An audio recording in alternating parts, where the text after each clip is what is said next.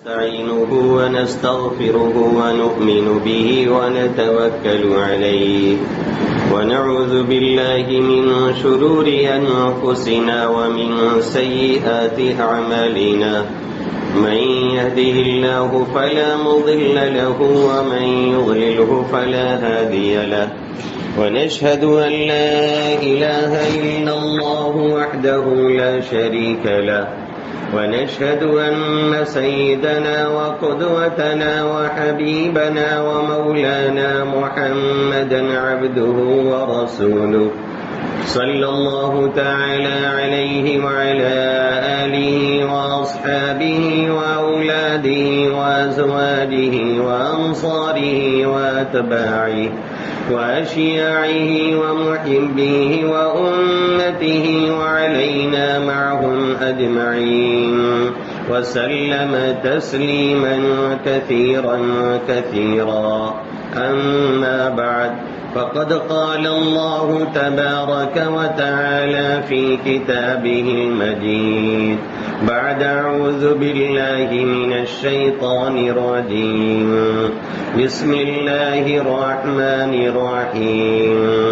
وإذا سألك عبادي عني فإني قريب أجيب دعوة الداعي إذا دعان فليستجيبوا لي وليؤمنوا بي لعلهم يرشدون وقال تبارك وتعالى كافها يا عين صاد ذكر رحمة ربك عبده زكريا إذ نادى ربه نداء خفيا قال رب إني وهن العظم مني واشتعل الرأس شيبا ولم أكن بدعائك رب شقيا وإني خفت الموالي من ورائي وكانت امراتي عاقرا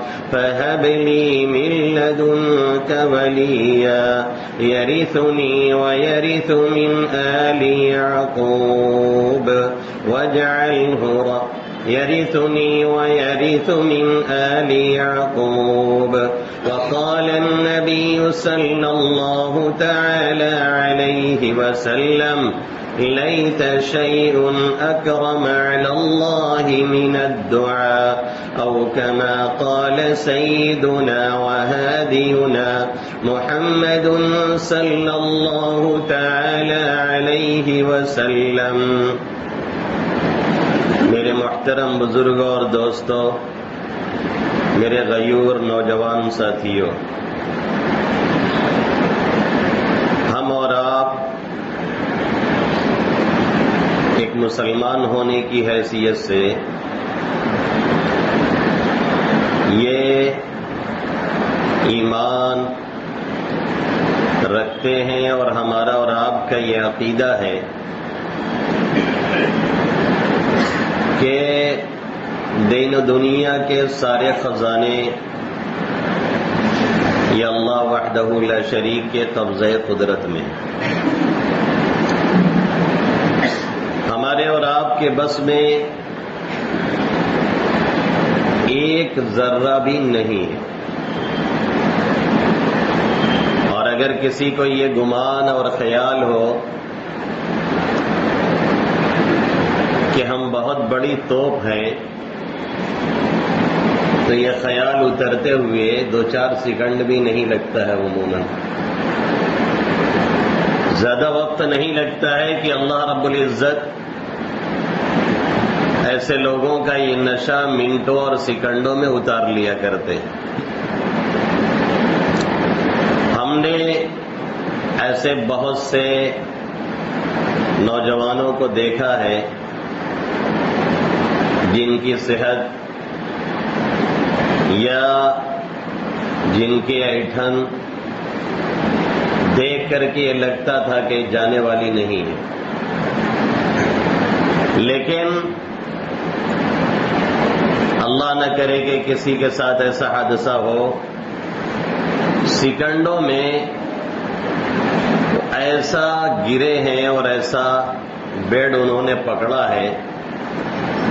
کہ پھر دیکھ کر کے ترس آنا شروع ہوا کہ یہی وہ شخص ہے جو چلتا تھا تو لگتا تھا زمین پھاڑ دے گا۔ اسی لیے میرے رب نے اور میرے نبی محترم صلی اللہ علیہ وسلم نے تکبر، اکڑ اور اتراہٹ کو کبھی بھی پسند نہیں فرمایا۔ قرآن میں ایک جگہ نہیں، نہ معلوم کتنی جگہ اللہ رب العزت نے فرمایا واللہ لا يحب كل مختال فخور، ان اللہ لا يحب كل مختال فخور۔ اللہ کسی بھی اکڑ کرنے والے، اللہ کسی بھی شیخی باز کو، اللہ کسی بھی فالتو ڈینگے مارنے والے کو پسند نہیں کرتا ہے۔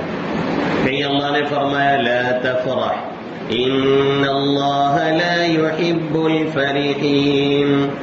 زیادہ اتراؤ نہیں۔ فرح سے مراد فرح بطر ہے، تکبر کے طور پہ اترانا، اپنے ذاتی کمال کو سمجھ کے اترانا، یہ سمجھنا کہ یہ ہمارے ہنر مندی کا نتیجہ ہے، یہ ہماری تھنکنگ کا نتیجہ ہے، یہ ہمارے ذہن کا نتیجہ ہے، ہم بڑے دماغدار ہیں۔ نہ معلوم کتنے دماغدار ایسے پڑے ہیں اور کتنی ڈگریوں والے ایسے پڑے ہیں جو بیچارے جوتیاں چڑھاتے پھرتے ہیں اور 2 پیسہ ان کے ہاتھ نہیں لگتا ہے۔ یہ ہمارا اور آپ کا مشاہدہ ہے اور کھلا ہوا مشاہدہ ہے۔ تو یہ ہمارا اور آپ کا ایمان اور ایقان اور عقیدہ ہے، اس میں کسی کا ہائی لیول کا ہو اور کسی کا لو کوالٹی کا ہو وہ ایک الگ مسئلہ ہے، کسی کا یہ عقیدہ بہت پختہ ہو اور کسی کا بہت کمزور ہو، کبھی کبھی جاگتا ہو، یہ الگ بحث ہے، لیکن ہے یہی۔ اور یہ آخری عقیدہ ہے ہمارا اور آپ کا کہ سارے خزانے اللہ رب العزت کے قبضے قدرت میں ہیں، وہ جسے چاہتا ہے نوازتا ہے اور جسے چاہتا ہے نہیں نوازتا ہے۔ صحت کی دولت ہو، ایمان کی دولت ہو، مال کی دولت ہو، طاقت کی دولت ہو، اقتدار کی دولت ہو، افراد کی دولت ہو،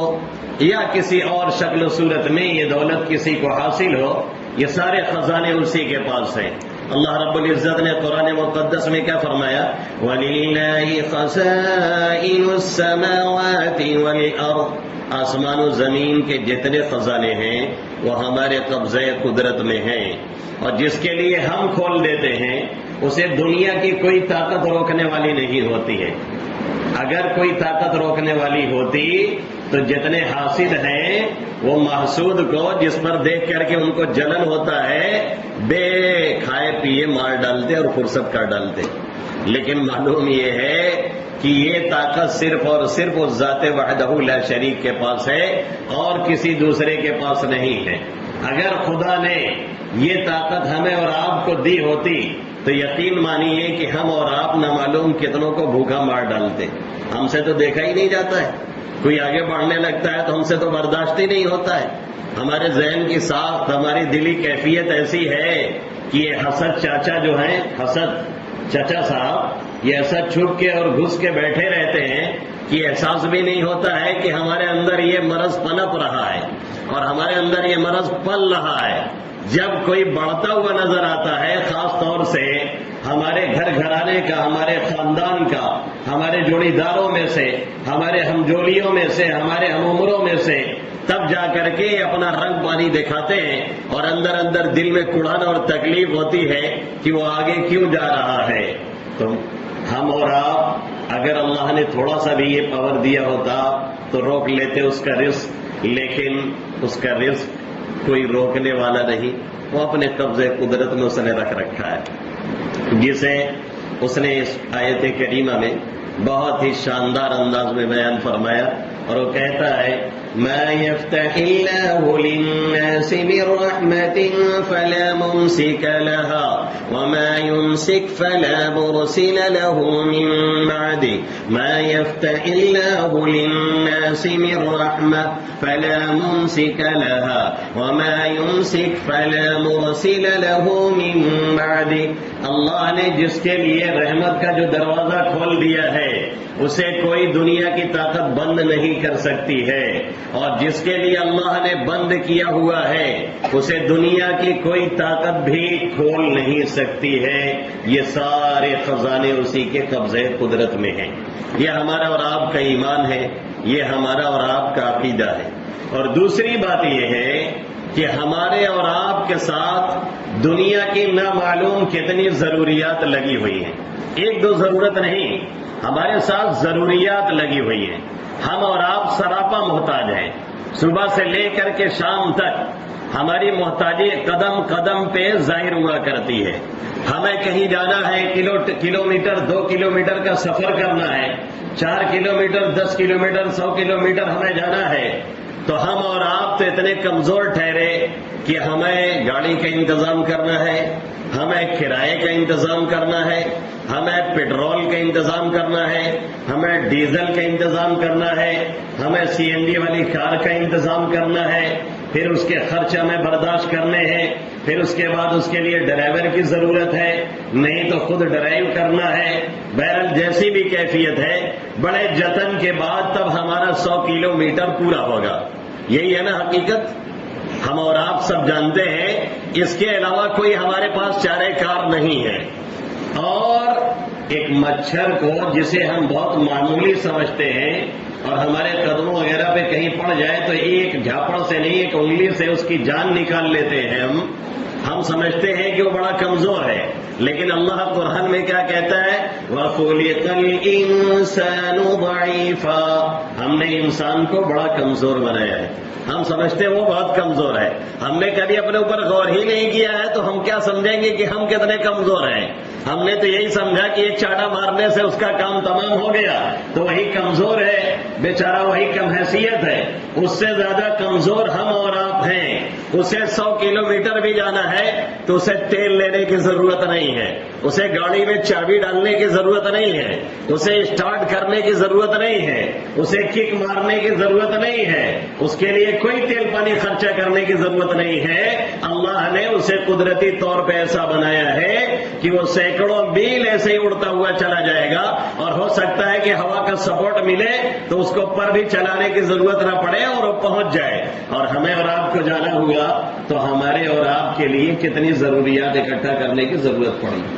ہم اور آپ دیکھ رہے ہیں, اسی لیے اللہ کیا کہہ رہا ہے, خلق الانسان ضعیفا, ہم نے انسان کو بڑا کمزور بنایا ہوا ہے. اس کے ساتھ قدم قدم پہ ضروریات لگی ہوئی ہیں. پہلے صبح اٹھ کر کے کھانے پینے کی ضروریات اور اس کا جگاڑ کرنا پڑتا ہے, ناشتے کا انتظام کرنا ہے. اگر ہمیں چائے بھی پینی ہے تو بھی کم سے کم 5-10 روپے ہمارے جیب میں تو ہونے چاہیے. اور اگر گھر پہ لا کے پینا ہے یا گھر والوں کے لیے سب کا انتظام کرنا ہے تو ظاہر ہے اس سے آگے اور انتظام کی ضرورت ہے. اتنی پھر پیسوں کی ضرورت ہے, پھر شکر کی ضرورت ہے, پھر اس کے بعد دودھ کی ضرورت ہے, پھر اس کے بعد ہمیں پکانے کی ضرورت ہے. ایک ایک قدم پہ ہماری اور آپ کی محتاجی اور احتیاج ظاہر ہوتا ہے. یہ اور بات ہے کہ ہم اور آپ دھیان میں اس بات کو نہیں رکھتے ہیں.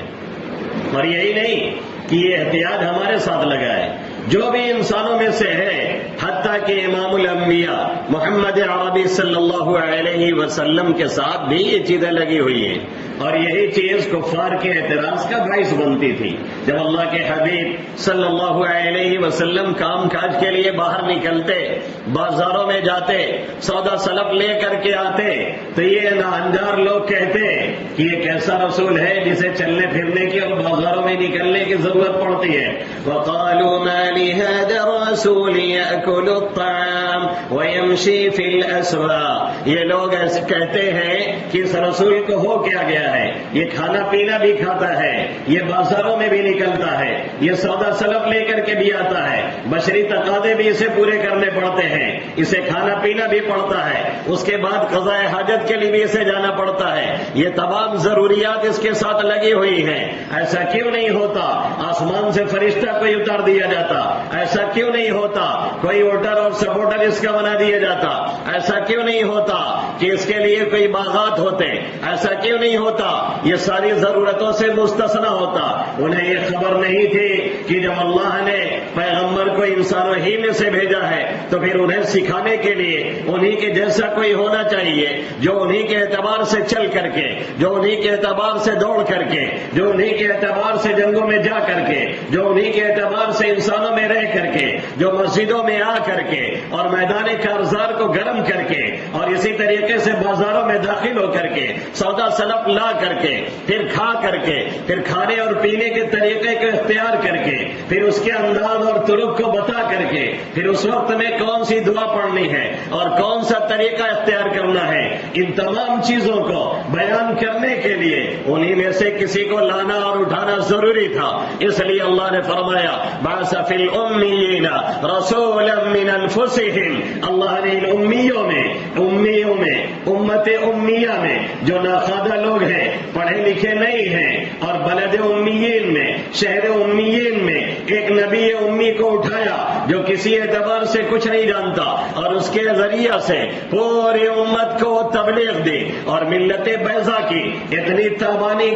تابانی کی کہ قیامت تک اب ضرورت نہیں پیغمبر ثانی یہ محمد عربی صلی اللہ علیہ وسلم کا کام یہی طریقہ ہم انسانوں کے ساتھ لگا ہوا ہے۔ اگر کوئی دنیا میں رہتا ہے اس کے ساتھ یہ تمام ضروریات وابستہ ہیں۔ اب ضروریات کو حاصل کرنے کے لیے ایک تو طریقہ یہ ہے کہ ہم اور آپ کافروں کی طرح سے بے لگام ہو جائیں، ہم اور آپ کافروں کی طرح سے بے اختیار ہو جائیں، ہم اور آپ کفار کی طرح سے دن اور رات ایک کر دیں اور یہ سمجھیں کہ ہم جتنی کوشش کریں گے، ہم جتنی محنت کریں گے، ہم جتنی بھاگ دوڑ کریں گے، ہم جتنی لگن سے کام کریں گے، یہ ہمارے قوت بازو کا کرشمہ ہوگا اور اس کے ذریعے سے ہمیں یہ چیزیں حاصل ہوں گی۔ اور دوسرا طریقہ یہ ہے کہ ہم تفویض کا راستہ اختیار کریں اور یہ سمجھیں کہ ہماری جتنی محنت ہے وہ شرعی دائرے میں ہو اور اس کے بعد دینے والا ہمارا رب حقیقی ہے، نوازنے والا ہمارا رب حقیقی ہے، عطا کرنے والا ہمارا رب حقیقی ہے، جس کے قبضے قدرت میں زمین و آسمان کے سارے خزانے ہیں۔ ایک طریقہ یہ تفویض کا ہے جس میں دنیا میں بھی راحت ہے، جس میں دنیا میں بھی چین ہے، جس میں دنیا میں بھی سکون ہے اور آخرت کے اعتبار سے بھی جس میں ہمارے اور آپ کے لیے بھلائیاں ہیں۔ اور اگر ہم نے یہ طریقہ نہیں اختیار کیا اور اس طریقے کے مطابق چلے جیسے آج عام دنیا چل رہی ہے اور یہ خیال بسا ہوا ہے کہ دنیا میں جتنی محنت کر ڈالیں یہی ہماری چیزیں ہیں اور ہمیں ملنے والی ہیں اور آخرت کوئی چیز نہیں، یا اس عقیدے سے غافل ہیں یا اس طریقے سے غافل ہیں، تو یقین مانیں کہ شاید کچھ چیزیں کھانے پینے کی ہمیں مل جائے، لیکن جو تفویض میں جو سکون اور راحت اور اطمینان ہے وہ ہمیں اور آپ کو حاصل نہیں ہو سکتی ہیں۔ اللہ نے صاف لفظوں میں اسی لیے فرمایا کہ یہ جو خزانے ہیں یہ ہمارے قبضے قدرت میں ہیں، اور جتنے بھی زمین اور آسمان کے خزانے ہیں یہ ہم جسے چاہتے ہیں اور عطا کرتے ہیں، کسی دوسرے کے قبضے قدرت میں یہ چیزیں نہیں ہیں۔ تو ہم اور آپ ایک تو یہ عقیدہ ہمارا ہے کہ اللہ رب العزت کے سارے خزانے ہیں، دوسرا عقیدہ ہمارا اور آپ کا یہ ہے کہ اللہ رب العزت جسے چاہتا ہے دیتا ہے، تیسرے ہمارے اور آپ کی یہ ذہنیت ہونی چاہیے کہ ہماری اور آپ کی کوششیں صرف کارگر نہیں ہیں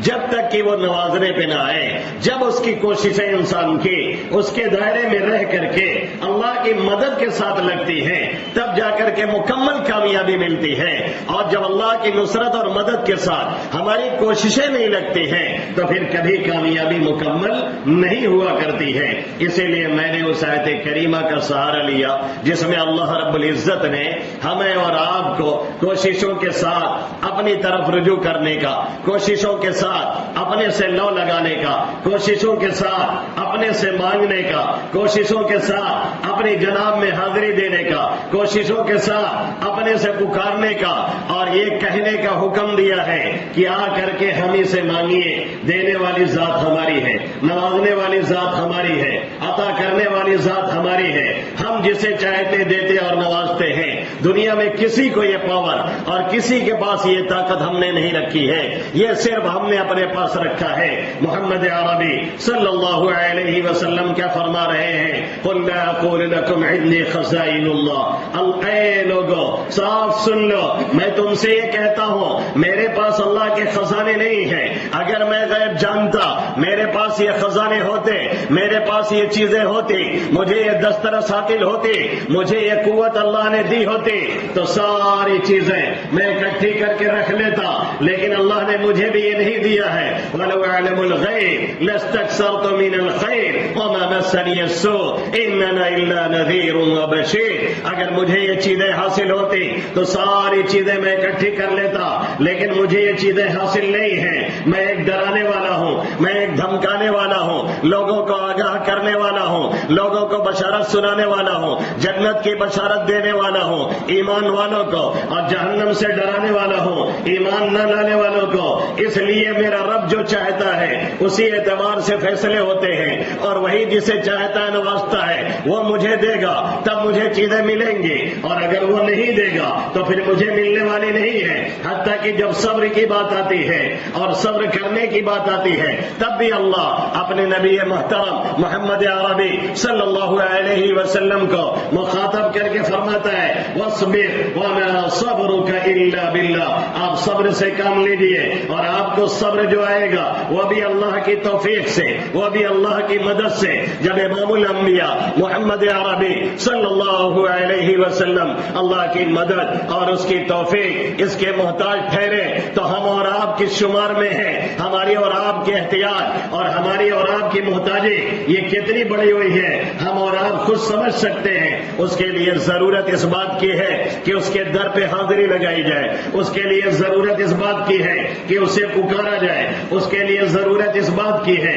کہ اس سے لو لگائی جائے، اس کے لیے ضرورت اس بات کی ہے کہ اپنے اس عقیدے کو اور سالڈ کر کے اور مضبوط کر کے اللہ رب العزت سے بار بار مانگا جائے اور پکارا جائے۔ جتنے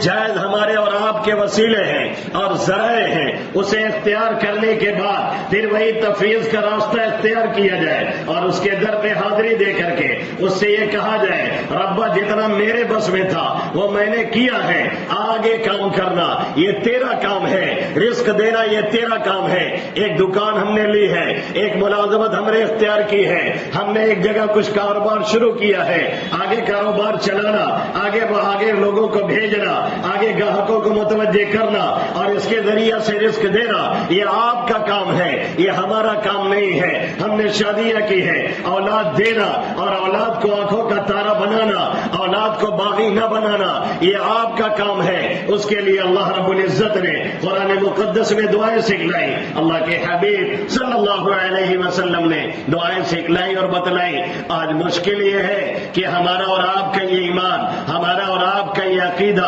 اتنا کمزور ہو چکا ہے، اتنا کمزور ہو چکا ہے کہ ہم اور آپ دنیاوی تمام وسائل کی طرف بھرپور توجہ کرتے ہیں، لیکن اس طرف ذرہ برابر بھی ہماری توجہ نہیں ہوتی۔ 5-10 منٹ بھی ہم اس کو دینے کے لیے تیار نہیں ہوتے کہ اللہ رب العزت کے سامنے حاضری دیں اور گڑ گڑائیں اور اس سے لو لگائیں اور اس سے مانگیں اور اس سے یہ کہیں یہ دینے والی ذات تیری ہے، تیرے علاوہ کوئی دینے والا نہیں، تو ہی چاہے گا تو ملے گی اور تو نہیں چاہے گا تو سارے اسباب اور وسائل یہ ناکارہ ثابت ہوں گے اور سب کے سب بیکار ثابت ہوں گے، کوئی نتیجہ نکلنے والا نہیں ہے۔ اسی لیے اللہ کے حبیب صلی اللہ علیہ وسلم نے ارشاد فرمایا کہ جو شخص دعا کو لازم پکڑ لیتا ہے وہ کبھی ناکام اور نامراد نہیں ہوتا ہے، اور جو دعا کے چکر میں رہتا ہے اللہ سے مانگتا رہتا ہے وہ کبھی ناکام اور نامراد نہیں ہوتا ہے۔ لیکن مانگنا کیسے ہے؟ اس طریقے سے نہیں جیسے امام صاحب آتے ہیں اور نماز پڑھا کے ہاتھ اٹھاتے ہیں، ہم بھی ساتھ میں ہاتھ اٹھا دیتے ہیں، دل کہیں ہے، دماغ کہیں ہے، الفاظ کو اس کا کچھ نکل رہا ہے، ذہن و دماغ کہیں پہ ہے، لفظی کہیں سے کچھ چل رہی ہے، اس کا نام دعا نہیں ہے، یہ دعا پڑھی جا رہی ہے، دعا مانگی نہیں جا رہی ہے۔ ہمیں اور آپ کو اللہ نے دعا مانگنے کا حکم دیا ہے، اسی لیے اللہ کے حبیب صلی اللہ علیہ وسلم فرماتے فرماتے ہیں ان اللہ لا یستجیب الدعاء عن قلب لاہن، اللہ غافل دل سے دعا کو قبول نہیں کرتا ہے. دعا جب بھی مانگی جائے پوری توجہ کے ساتھ، دعا جب بھی مانگی جائے پورے اطمینان کے ساتھ، دعا جب بھی مانگی جائے پورے خیال کے ساتھ، دعا جب بھی مانگی جائے ایسا مانگا جائے گویا کہ اللہ کے پاؤں پکڑ کر کے اور اسے ہلایا جا رہا ہے اور اسے فریادی بنا گیا ہے. جیسے ایک بچہ اپنی ماں کے پاس جاتا ہے 4 پیسے لینے کے لیے، پہلے ماں اسے ڈانٹتی ہے، ماں اسے بھگاتی ہے، بچہ مانتا نہیں ہے، ماں سے لپٹ جاتا ہے، ماں 1-2 تھپڑ اسے رسید کرتی ہے، پھر بھی وہ مانتا نہیں ہے. نتیجہ یہ نکلتا ہے کہ ماں کیا کرتی ہے، آخر میں عاجز آ کر کے کہتی ہے کمینہ مانتا نہیں، لے اچھا لے 5 روپے اور یہاں سے چلا جا. ایسے طور سے اس سے مانگنا ہے. وہ 70 ماؤں سے زیادہ محبت کرنے والا جب کوئی لپٹ جائے، جب کوئی لگ جائے اور جب کوئی مانگنے لگے پھر بھی وہ ناکام چلا جائے، یہ پاسبل ہے ہی نہیں، یہ ممکن ہے ہی نہیں. شرط یہ ہے کہ ہم اور آپ دل سے مانگیں، تہہ دل سے جو نہ نکلے وہ دعا دعا نہیں ہے، جو نہ آسماں ہلا دے وہ صدا صدا نہیں ہے. اس لیے سبب اختیار کریں، لیکن تھوڑا ٹائم نکال کر کے دن میں جب آپ تھک جائیں، جب آپ عاجز ہو جائیں، جب سارے لوگوں سے آپ چور ہو جائیں اور سارے اسباب اور وسائل جواب دے رہے ہو اور کوئی ووٹر نہ نظر آ رہا ہو، کوئی سپورٹر نہ نظر آ رہا ہو اور لگتا ہو کہ زمین اور آسمان ہمارے لیے بند کر دیے گئے ہیں اور کوئی راستہ ہمارے لیے نہیں ہے، تو آپ مسجد کے ایک کونے میں آئیے، 2 رکعت پڑھیے اور اس سے فریادی بن جائیے. پہلے اس کی حمد و ثنا کیجیے، پھر اس کے بعد اللہ کے حبیب صلی اللہ علیہ وسلم پر درود بھیجیے، پھر اس کے بعد اپنے گناہوں سے معافی مانگیے، پھر اس کے بعد جو ضرورت ہے اسے ایسے پیش کیجیے جیسے ایک بندہ اپنے کسی مجبور کے سامنے اور لاچار ہو کر کے کسی کو پکارتا ہے. جب وہ یہ مجبور اس کے سامنے جاتا ہے اللہ اس کی دعا قبول کرتا ہے، اگرچہ وہ کافر ہی کیوں نہ ہو، اس دنیا میں اس کی بھی سنی جاتی ہے. اللہ نے کیا فرمایا، فَإِذَا رَكِبُوا فِي الْفُلْكِ دَعَوُا اللَّهَ مُخْلِصِينَ لَهُ الدِّينَ. جب وہ کشتی میں سوار ہوتے ہیں، بھنور انہیں گھیرتی ہے، انہیں لگتا ہے اب وہ ڈوب جائیں گے. کفار مکہ کا، مشرکین مکہ کا یہ حال اور نقشہ اللہ بیان کر رہا ہے. انہیں یہ لگتا ہے کہ اب پھنس گئے اور بھنور انہیں لپیٹ میں لے گی، اس سے نکلیں گے نہیں. دعوا اللہ مخلصین لہ الدین، وہ صرف اللہ کو پکارتے ہیں خالص اسی کا اعتقاد کر کے. اللہ کو یہ بھی معلوم ہے ابھی یہ دریا پار کریں گے، اللہ کو یہ بھی معلوم ہے ابھی یہ کنارے پہ لگیں گے، اللہ کو یہ بھی معلوم ہے ابھی یہ کنارے پہ پہنچیں گے، پھر یہ شرک کریں گے، پھر یہ اپنے عمل پہ جائیں گے، پھر یہ ہمارا انکار کریں گے. پھر بھی اللہ انہیں ان کے اس وقت کے اخلاص کی برکت سے اور چونکہ انہوں نے مضطربانہ پکارا تھا اللہ انہیں بچا لیتا ہے. کیونکہ قرآن مقدس میں 20ویں پارے کے شروع میں اللہ نے فرمایا ہے اَمَّن يُجِيبُ الْمُضْطَرَّ إِذَا دَعَاهُ وَيَكْشِفُ السُّوءَ وَيَجْعَلُكُمْ خُلَفَاءَ الْأَرْضِ. بھلا مضطر کی، بھلا بے چین کی، بھلا پریشان حال کی دعا کون قبول کرتا ہے؟ اس کی پریشانی کو کون دور کرتا ہے؟ زمین میں تمہیں نائب اور خلیفہ کون مناتا ہے؟ تمہیں اقتدار سے کون نوازتا ہے؟ جب کوئی اسے پکارتا ہے کیا اللہ کے علاوہ کوئی اور معبود ہے؟ اتنا لوگ سمجھتے کیوں نہیں ہیں؟ اگر وہ کافروں کو مجبوری کی حالت میں سن سکتا ہے تو پھر ہم اور آپ تو اس کے امتی ہیں، اس کے نبی کریم صلی اللہ علیہ وسلم کے نام لیواؤں میں سے ہیں. ہم آئے اور گڑ گڑائیں، ہم آئے اور پکاریں، پھر واپس لوٹا دیے جائیں اور ہمیں کچھ نہ ملے، یہ پاسبل ہے ہی نہیں. کچھ نہیں تو اتنا ضرور ملے گا کہ دل کا سکون اور دل کی راحت جو سب سے اہم چیز ہے وہ دعا مانگنے پہ ضرور ملتی ہے. 1-2 واقعہ نقل کر کے میں اپنی بات کو ختم کر سکتا ہوں. شاہ وسیع اللہ صاحب رحمت اللہ علیہ کے پاس ایک نوجوان آیا کرتا تھا. ہمارے نوجوانوں کے تعلق سے ہمارے نوجوان کہیں گے کہ ایسے ہی واقعہ سنایا کرے تو زیادہ اچھا ہے. نوجوانوں کے تعلق سے ایک واقعہ بھی ہے اور ایک سبق بھی ہے. ان کا نام تھا نسیم. پڑوس میں ایک جگہ حضرت نے انہیں لگا دیا تھا امامت اور موسینے کے لیے. وہ بیچارے وہاں رہنے لگے اور وہاں جو ان کے پڑوسن تھے ان سے ان کا عشق ہو گیا. کبھی کبھی یہ حادثہ دھوکے پہ ہو جاتا ہے یہ تو ایک تو ہوتا ہے پیچ لڑانا، جیسے آج کے نوجوان لڑاتے ہیں، انتہائی غلط طریقہ ہے، انتہائی غلط طریقہ ہے۔ اور یہ ہوتا ہے حادثاتی طور پہ کسی سے محبت ہو جاتی ہے۔ ایسے میں اگر آدمی اپنے کو گناہوں سے بچائے اور گناہوں سے اپنے کو باز رکھے اور اسی حالت میں دنیا سے چلا جائے اور کسی پر اعراض ظاہر نہ کرے اور گناہ کا موقع ہوتے ہوئے، کیونکہ ایسی صورت میں چانسز زیادہ ہوتے ہیں، پھر بھی اپنے آپ کو بچا لے جائے، تو ایک ضعیف حدیث ہی صحیح اس سے پتہ چلتا ہے کہ شہادت کی موت ایسا نوجوان مرتا ہے، شہادت کی موت مرتا ہے، کیونکہ گناہ کا موقع تھا پھر بھی اس نے گناہ نہیں کیا۔ تو نسیم نامی لڑکا آتا تو حضرت کے پاس اکثر بیٹھا رہتا، تو حضرت اس کی کبھی کبھی چٹکی لیتے اور کہتے نسیم آنکھیں کھولو، منہ سے بولو، بتاؤ دل کہاں ہے۔ ایک روز سب لوگ چلے گئے، وہ نسیم نوجوان بیٹھا تھا، تو حضرت نے کہا اور نسیم خیریت سے ہو؟ تو کہنے لگا حضرت آپ تو دل کی کیفیت جانتے ہی ہیں، بیان کیا کرنا ہے؟ حضرت نے فرمایا، اس نے سمجھا کہ حضرت کو کشف ہو گیا ہے، اس لیے روز کہتے تھے کہ بھائی نسیم آنکھیں کھولو، منہ سے بولو، بتاؤ دل کہاں ہے۔ تو اس نے سمجھا کہ لگتا ہے حضرت کو کچھ کشف ہو گیا ہے، اسی لیے اس طرح کے جملے اکثر مجھ سے کہتے ہیں۔ تو حضرت سے اس نے کہا کہ حضرت آپ کو تو علم ہی ہے، جو کچھ بھی ہے سب بتانے کی ضرورت کیا ہے؟ تو حضرت نے فرمایا بھائی واللہ مجھے کچھ نہیں پتا ہے، یہ تو میں تمہیں تو مرجھایا کبھی کبھی دیکھتا ہوں تو کہہ دیتا ہوں کہ بھائی نسیم آنکھیں کھولو، منہ سے بولو، بتاؤ دل کہاں ہے۔ تو کہنے لگا حضرت میں تو سمجھ رہا تھا آپ کو علم ہے، اس لیے آپ کہتے ہیں آپ کو معلوم نہیں، ایک راز کی بات بتا رہا ہوں۔ حضرت نے فرمایا بولو کیا ہوا؟ کہنے لگے جہاں پہ آپ نے امامت کے لیے لگایا ہے وہاں بغل میں ایک بچی ہے، اس سے میرے تعلقات ہو گئے اور پاگل ہو گیا ہوں اس کی محبت میں۔ ٹھنڈی کی اس رات میں پوری رات مسجد میں ٹہلتا ہوں اور سوچتا ہوں کہیں گناہ نہ ہو جائے اور کوئی جرم نہ ہو جائے مجھ سے، اور وہ بڑے لوگ ہیں اور میں ایک غریب گھرانے کا انسان ہوں، بظاہر شادی کے امکانات بھی دور دور تک نہیں ہیں، اسی لیے مرجھایا سا رہتا ہوں۔ اور آپ کہتے ہیں تو میں سمجھتا تھا کہ آپ جانتے ہیں۔ حضرت نے فرمایا بالکل نہیں جانتا تھا، لیکن اچھا ہوا کہ تم نے بتا دیا۔ اب شاہ وصی اللہ صاحب رحمۃ اللہ علیہ انتہائی جلالی آدمی تھے، اس کے باوجود حضرت کا طریقہ دیکھیے، کب کیا کرنا ہے، کب اپنے ان نوجوانوں کو کیسے ڈیل کرنا ہے، کب ان نوجوانوں کو کیسے قریب لانا ہے، کب کیا شریعت بتلا رہی ہے۔ مزاج شناس ربوت ہونا ہے ایسے طور پہ کہ لوگوں کو اپنے سے قریب کیا جائے اور ایسی بات کی جائے کہ وہ دین سے قریب آئے، ایسی بات نہ کہی جائے کہ قریب آنے والا بھی دور چلا جائے۔ حضرت نے فرمایا سنو، تم کہتے ہو پوری رات میں اس کی محبت میں ٹہلتا ہوں پاگلوں کی طرح، ایک نصیحت میری سن لو۔ کہنے لگا کیا؟ کہنے لگے کہ رات میں جاگتے ہو، اکثر رات جاگ کے گزارتے ہو، تو تہجد پڑھتے ہو کہ نہیں پڑھتے ہو؟ کہا پڑھتا ہوں۔ کہا جب تہجد پڑھا کرو 2 رکعت اس کی نیت سے پڑھ لیا کرو، اور اسی کی نیت سے پڑھ کر کے 2 رکعت اس کے بعد اللہ سے کہا کرو یا اللہ رشتہ کرانا تیرا کام ہے، اور رشتے آسمان سے اترتے ہیں، اسی لیے بہت سے لوگ چکر لگا کے تھک جاتے، نہیں ہوتا ہے، اور بہت سے بے چکر لگانے والوں کا ہو جایا کرتا ہے۔ رشتے آسمان سے چلتے ہیں، وہیں سے سیٹ اپ ہوتا ہے۔ تو تم اس سے اس وقت میں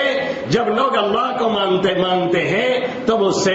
اللہ سے اسی کو مانگ لیا کرو۔ اس نے کہا ٹھیک ہے حضرت آپ کی نصیحت پہ عمل کرتا ہوں۔ 1 مہینہ نہیں گزرا کہ بغل والوں نے اسے شادی کا پیغام دے دیا اور شادی اس نوجوان کی اس سے ہو گئی۔ یہ ہے دعا کی طاقت، یہ ہے دعا کا پاور، جسے ہم نے اور آپ نے چھوڑ رکھا ہے، جسے ہم اور آپ بہت معمولی سمجھتے ہیں۔ یہی دعا کی طاقت تھی جسے زکریا نے کام لیا، یہی دعا کی طاقت تھی جس نے حضرت یحییٰ نے کام لیا، یہی دعا کی طاقت تھی جس سے حضرت ایوب نے کام لیا، یہی دعا کی طاقت تھی جس سے حضرت ابراہیم نے کام لیا، یہی دعا کی طاقت تھی جس سے امام الانبیاء محمد عربی صلی اللہ علیہ وسلم نے غزوہ بدر کے موقع پہ کام لیا، جب 313 کے معمولی لوگ تھے اور سامنے 1000 کا لشکر اور ابھی اسلحہ سے لیس اور بظاہر فتح کے امکانات دور دور نہیں آتے تھے، اور سورویر لوگ کہہ رہے تھے آج ان کو تو منٹوں اور سیکنڈوں میں کاٹ کر کے بال کر کے رکھ دیا جائے گا، ان کی حیثیت کیا ہے؟ کسی کے پاس تلواریں ہیں، کسی کے پاس وہ بھی نہیں ہاتھ میں ٹہنی ہے، کسی کے پاس وہ بھی نہیں ہاتھ میں ڈھیلے ہیں، اور کسی کے پاس پہننے کے لیے چپل نہیں ہے۔ صورتحال یہ ہے، اللہ کے حبیب صلی اللہ علیہ وسلم وہ جھوپڑی نما بنایا جاتا ہے، اس میں آقا تشریف لے جاتے ہیں اور آقا اس وقت مقام ناز میں ہوتے ہیں اور اللہ سے دعا کرتے ہیں اور فریادی بنتے ہیں اور اتنا گڑ گڑا کے مانگتے ہیں کہ ردائے مبارک جس میں اطہار سے گر جاتی ہے. صدیق اکبر بار بار صحیح کرتے ہیں اور اللہ کے حبیب صلی اللہ علیہ وسلم فرماتے ہیں اللہم ان تہلک هذه العصابہ لم تعبد فی الارض. اے میرے ربا اگر آج یہ جماعت ہلاک کر دی گئی اور اس کا کام تمام ہو گیا تو روئے زمین پہ تیرا کوئی نام لینے والا نہیں بچے گا اور کوئی نہیں رہ جائے گا. یہ دعا اتنے والہانہ انداز میں اللہ کے حبیب صلی اللہ علیہ وسلم مانگ رہے ہیں کہ صدیق اکبر کہتے ہیں آ کر کے بس کیجئے، اب اللہ نے سن لیا ہے. آپ کی نظر اس کے استغنا پر ہے اور صدیق اکبر کی نظر دوسرے سائڈ پہ ہے اور اللہ کے حبیب صلی اللہ علیہ وسلم کی فریاد پہ ہے اور یہ یقین ہے کہ ربا اپنے نبی کو ناکام نہیں کرے گا اور نامراد نہیں لوٹائے گا. غزوہ بدر کو شام سے لوگ بیان کرتے ہیں لیکن اس کا جو راز ہے، جو پوائنٹ ہے، اللہ کے حبیب صلی اللہ علیہ وسلم کی یہ دعائے والہانہ جس نے عرش کو ہلا ڈالا تھا، ایسے ہی ہمیں اور آپ کو مانگنا ہے. جب بھی کسی مصیبت میں پھنسے، جب بھی کسی پریشانی میں پھنسے، جب بھی کسی بلا میں ہو، دنیا والوں کے سامنے جا کر کے بیان کر کے وہاں تماشا بننے سے بہتر ہے،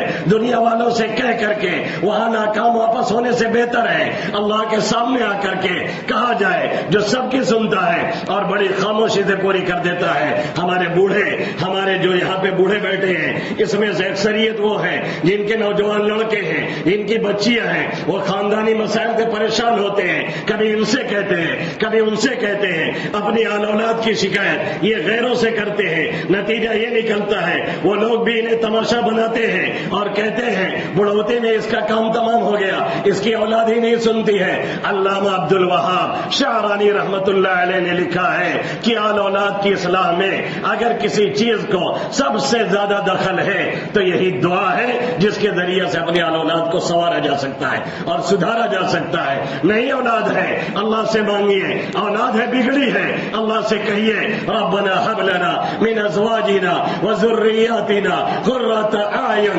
واجعلنا للمتقين اماما. ڈاکٹر نے کہہ دیا ہے آپ کو اولاد نہیں ہو سکتی ہے، آپ میں کمی ہے، آپ کی بیوی میں کمی ہے. آپ کہیے ربا یہ سیٹ اپ رکھنا تیرا کام ہے، تو دینا چاہے گا تو مادہ بھی پیدا کرے گا اور اولاد سے بھی نوازے گا، اور اگر تو نہیں چاہے گا تو ساری چیزیں ٹھیک ہونے کے باوجود بھی پھر بھی ہمیں ولد اور اولاد ملنے والی نہیں ہے. ڈاکٹر کہہ چکا ہے جو بچہ پیٹ میں بن رہا ہے وہ صحیح نہیں ہے، اس کا دل نہیں بن رہا ہے، اس کا دماغ نہیں بن رہا ہے. 2 سفر پہلے میں گجرات میں گیا تھا، جن کا میں مہمان بنا تھا. انہوں نے کہا یہ جو نوجوان لڑکا 22 سال کا کھڑا ہے، اس کی عمر آج 22 اور 23 سال کو ہونے کو ہے، بہترین پرسنالٹی کا خوبصورت نوجوان کھڑا ہوا تھا. انہوں نے کہا یہاں ڈاکٹری رپورٹ آئی کہ اس کا سر نہیں بن رہا ہے، اس لیے اس کا اسقاط کرا دیا جائے ورنہ بعد میں اس کی جان کو خطرہ، اس کی ماں کی جان کو خطرہ.